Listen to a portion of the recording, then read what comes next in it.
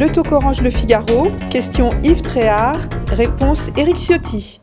Éric Ciotti, bienvenue dans nos locaux. Bonjour. Bonjour. On commence par 4 questions, oui, non.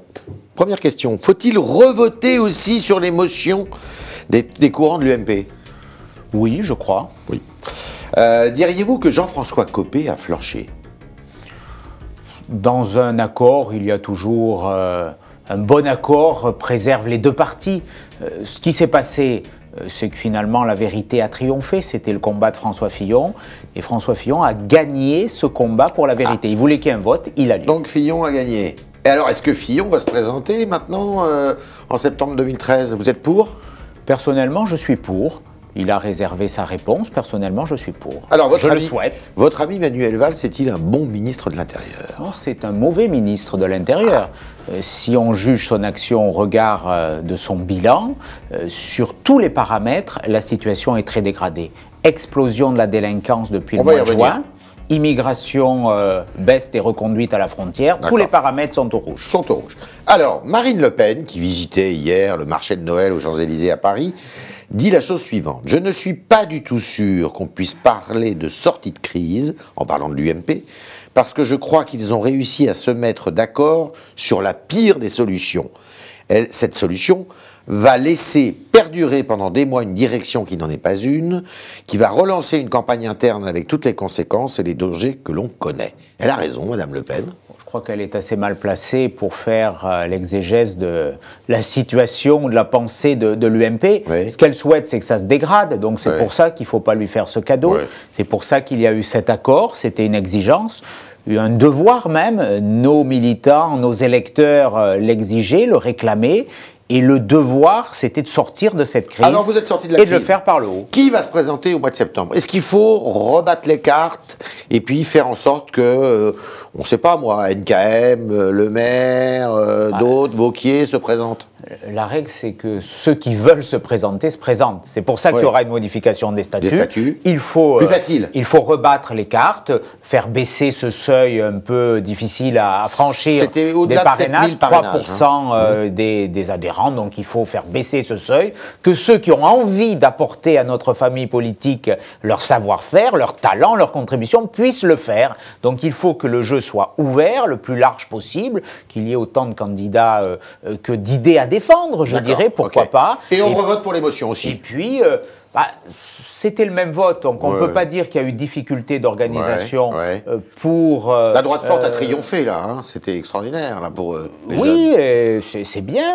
C'est un peu votre personnellement, votre ADN, je me reconnais dans cette idée de France forte, autant que droite forte. Je dirais que je privilégie la France forte, parce que la France doit être unie, rassemblée. Donc moi, la France forte, ça me va très bien. Les deux jeunes, là, ils vont pas être d'accord, Geoffroy Didier et son camarade, là, qu'on revote. Je dirais que ce n'est pas la question essentielle aujourd'hui, mais dans une certaine logique, mais non, ça peut se faire à un autre moment. C'est pas ce qui est essentiel, c'est qu'on ait une direction légitime, qui soit crédible, qui ne soit pas soumise à la suspicion chaque fois que le président de l'UMP parle. D'ailleurs, on le voit, on dit toujours dans la presse, président contesté. Et ça, c'est pas possible que l'UMP vive plusieurs années. Ce n'était pas possible. C'est pour ça qu'on voulait revoter. C'est quoi cet organigramme que vous nous avez sorti là? Alors, il y a 2 vice-présidents, mais il y en a un qui est supérieur à l'autre. Alors, j'ai compris, moi, que Châtel était supérieur à Wauquiez. Il y a 2 secrétaires générales, je dis général parce que ce sont des femmes. Il y a Madame Tabarot est supérieure à Madame Pécresse. Je crois qu'au-delà de... C'est vrai ou ça? Il n'y a pas de hiérarchie.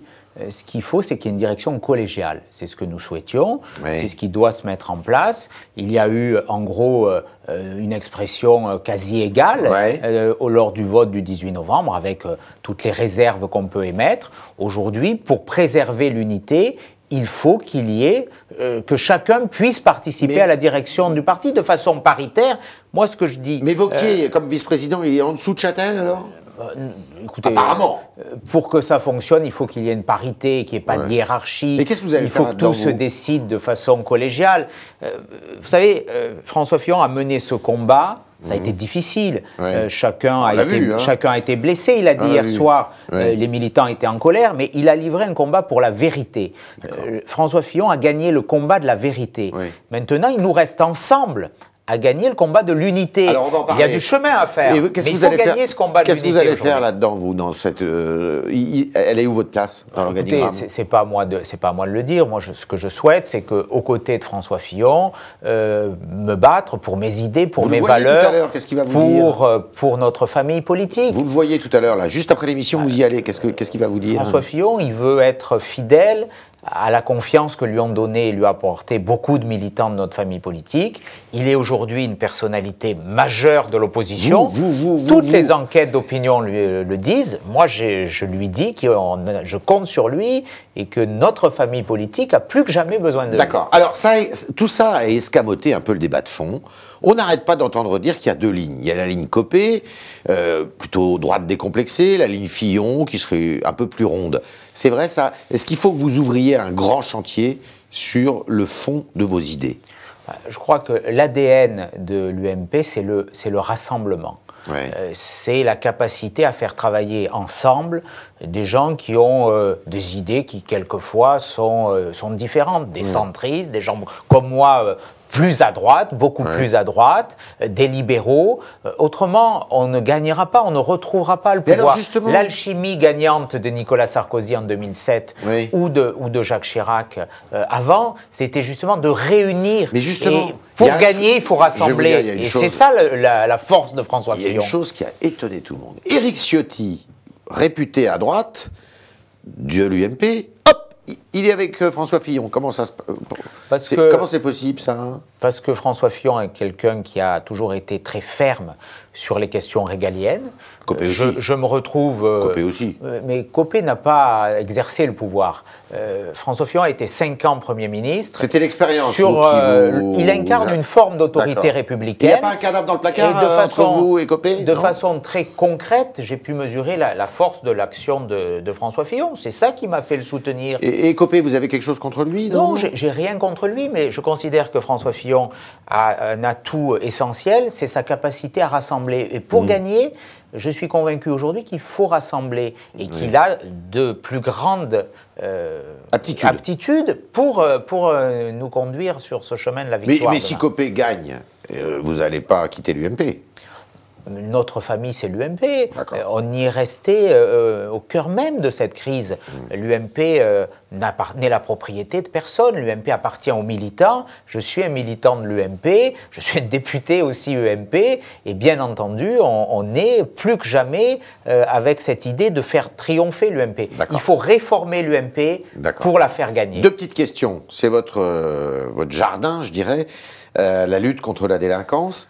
Manuel Valls, qui a accordé une interview dans le Figaro récemment, dit que le thermomètre n'est pas bon alors que la délinquance a considérablement augmenté au mois de novembre. Et il dit que ça fait 20 ans qu'elle augmente la délinquance. Vous êtes d'accord avec ça?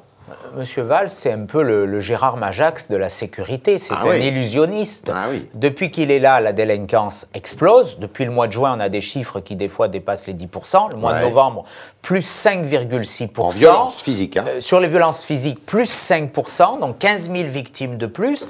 Et malheureusement, c'est continu depuis le mois de juin. Donc on a une dégradation très forte de la délinquance. Et Monsieur Valls occulte tout ça, jette un grand rideau de fumée sur cette dégradation, sur cette explosion de la délinquance. Elle explose parce que la gauche est au pouvoir. Avec des discours très martiaux. Elle explose parce que la gauche est au pouvoir. J'y vois un lien de conséquence, de cause à effet très clair. La gauche a envoyé un message assez simple qui a été reçu par les délinquants, que désormais la sanction s'appliquerait de façon beaucoup plus atténuée. Ce message, c'est Mme Taubira. C'est Mme Taubira qui l'a porté, mais c'est une politique globale. J'attaque pas M. Valls, j'attaque la politique de sécurité c'est un mauvais ministre, et de justice de Mme Taubira. Mme Taubira qui veut supprimer les tribunaux correctionnels pour mineurs, les doubles peines, les peines planchées, qui veut supprimer la rétention de sûreté contre les criminels les plus dangereux. Ce sont des messages récurrents et ces messages, ils ont été entendus par les délinquants. Et M. Valls brasse du vent.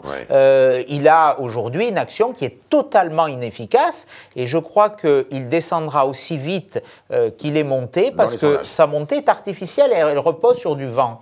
Éric Ciotti, dernière question. Est-ce que le Premier ministre a commis une faute en qualifiant d'assez minable la décision de Gérard Depardieu d'aller s'installer en Belgique? Oui, parce qu'on n'insulte pas quelqu'un qui, pour beaucoup de Français... Il dit pas que c'est lui qui est minable, hein. Il dit que c'est sa décision. C'était pas clair dans son expression. Il a corrigé par la suite, mais en tout cas, je crois que quand on est Premier ministre, on n'insulte pas les Français. Et on n'insulte pas les Français qui ont réussi, qui ont apporté à notre pays. Moi, je le dis très clairement, je condamne le départ de Gérard Depardieu, parce que la nation doit être plus importante, l'attachement à un pays est plus fort que... Il manque de patriotisme, Depardieu, là-dessus. Que les conséquences fiscales. Donc on ne peut pas approuver. Personnellement, je n'approuve pas, je le regrette, mais ce que je peux comprendre aussi, qu'aujourd'hui, il y a des Français qui sont exaspérés, on sanctionne les talents, on sanctionne ceux qui réussissent, il y a ce matraquage fiscal et ça, c'est insupportable. Éric Ciotti, merci. Merci. Bonne journée.